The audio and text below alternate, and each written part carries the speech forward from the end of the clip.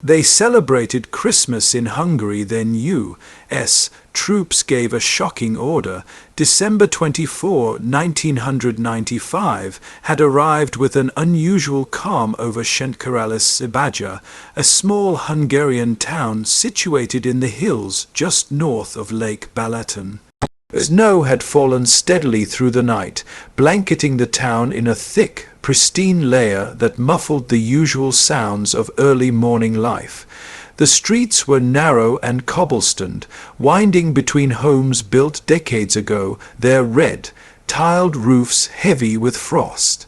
Chimneys puffed thin trails of smoke into the pale sky, carrying with them the aroma of burning wood, mixed with the faint scent of roasted cabbage and potatoes from small kitchens across town. Despite the underlying tension of recent years, when neighboring regions had been destabilized and NATO operations had stationed foreign troops nearby, the townspeople moved through the day with a rare sense of anticipation and peace. Inside the Horváth household at 12 Petfi Street, Laszlo Horváth, 52, a former factory technician who had endured decades of political upheaval and personal loss, placed the final paper star atop a small pine tree in the corner of the living room. His wife, Eva, 48, carefully arranged candles along the windowsill, their flames flickering in the cold draught that crept beneath the old wooden frames. Anna, 10, and Mark, 7, hovered close to the tree, their wide eyes reflecting the warm candlelight as they whispered about the gifts they might receive. On the small table, a modest spread of Christmas Eve foods awaited: roasted potatoes, cabbage soup, honey cookies, and a small loaf of bread reserved for the holiday. The scent filled the room, mingling with the faint tones of traditional Hungarian carols playing on a tiny transistor radio. The family held on to these moments as a fragile respite from the world outside, the harsh realities of military presence, uncertainty, and economic strain fading into background shadows. Across town, other households followed similar rituals. Elderly couples knelt quietly in prayer, recalling Christmases long past, some of which had been overshadowed by the Second World War and decades of political change. Children played with small homemade gifts, their laughter fragile and tentative, quickly quieting when they caught glimpses of uniformed soldiers patrolling the outskirts of town. In the central square, a small pine tree stood decorated with paper stars and faded ribbons, symbolic of resilience and hope. It was a town steeped in history, yet the residents had learned to cherish these small moments of joy, even amid uncertainty.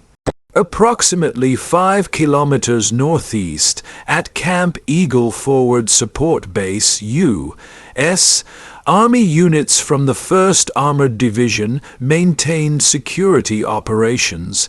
Frost clung to armored vehicles, tents, and makeshift barriers, glistening in the pale light of the early morning. Staff Sergeant Michael Turner, 27, from Cleveland, Ohio, checked the perimeter, adjusting his gloves and scanning the horizon for any sign of movement. At 11:43 p.m., a secure message flashed on the command terminal marked urgent. Intelligence from aerial reconnaissance and intercepted communications suggested potential activity by unauthorized armed personnel near Szentkirályszabadja. The report indicated that civilian gatherings might conceal weapons or supplies, using the holiday as cover. Though the information was fragmentary and unverified, the tone of the directive left no room for hesitation. The town was to be cleared immediately if necessary by 12:18 a.m. on December 25. Lieutenant Colonel Robert H. Caldwell convened an emergency meeting with senior officers. The directive from NATO command was explicit: civilian evacuation authorized, town to be secured, compliance enforced if required. No mention was made of Christmas or the significance of the holiday. No room was left for sentiment. The order was tactical, precise, and impersonal. Caldwell studied the map before him, noting the town's layout, narrow alleys, and the potential risk posed to civilians during forced evacuation. He was experienced, having served in multiple deployments, yet even he felt the weight of moral complexity pressing on him. As the first light of dawn began to filter through the snow-laden trees, temperatures dropped further, reaching below -7°C. Inside homes, families stirred lightly, instinctively aware that something might disturb their carefully preserved peace. Outside, soldiers of the 1st Armored Division mobilized, armored vehicles rolling slowly through snowy roads, their tracks leaving dark grooves against the pristine white. Hungarian Defense Forces interpreters accompanied them, among them Captain Andrus Kovacs, 35, whose familiarity with the town and its people added an uncomfortable weight to his role. He knew that compliance could save lives, but also understood the deep emotional cost of the disruption. At precisely 6:02 a.m., loudspeakers crackled through the town square. A calm, firm voice delivered the evacuation order, first in English, then translated into Hungarian. Residents were instructed to leave immediately, carrying only essential items, and follow marked routes toward temporary shelters outside the military perimeter. The news spread rapidly. Confusion gave way to fear. Families hurriedly bundled belongings, neighbors shouted questions, and children clung to parents in bewilderment. The idyllic scene of Christmas Eve dissolved into one of urgency and tension. Eva Horvath's hands trembled as she packed a small bag with essential clothing. Anna's eyes were wide with uncertainty, her small voice asking if the soldiers were angry with them. Laszlo maintained a tense silence, guiding them toward the street, locking the apartment door behind them.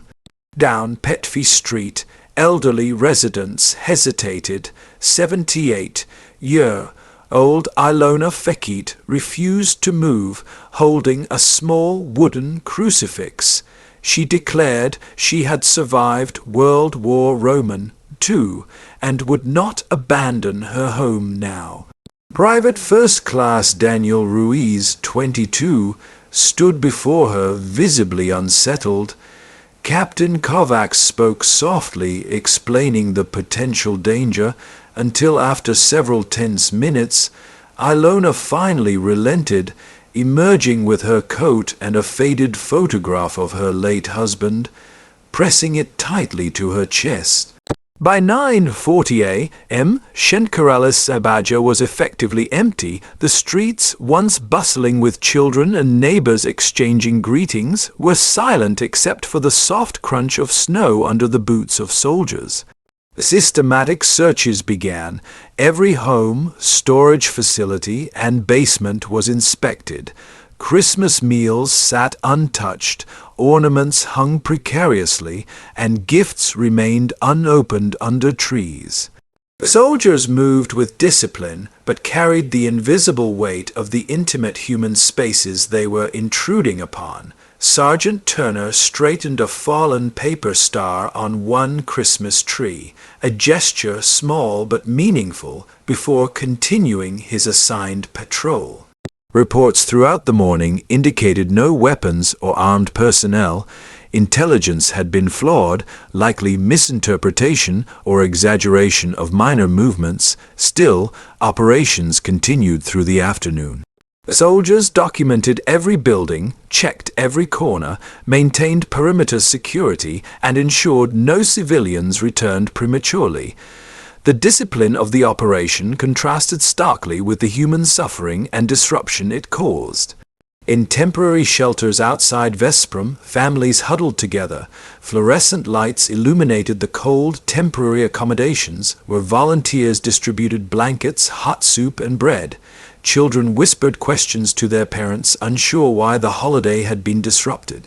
Around 8:47 p.m., a soft voice began singing Silent Night in Hungarian. Others joined, first hesitantly, then with growing confidence. For a moment warmth returned, not from heat or food, but from shared human resilience.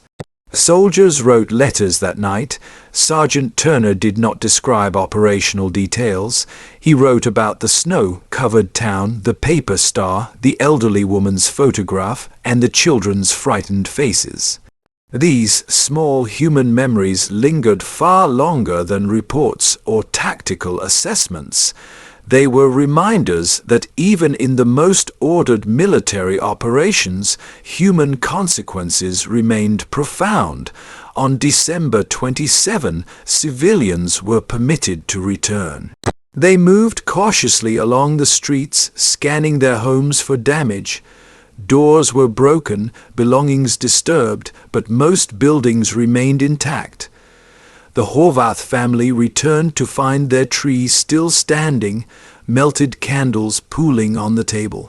Families attempted to resume routines, but the memory of forced evacuation persisted.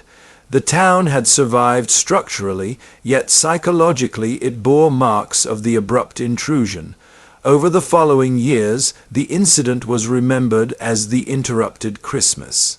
It was recounted not with anger alone, but with quiet acknowledgement of the fragility of peace. Soldiers carried the memory, a lesson in the moral weight of orders and the human cost of rapid action.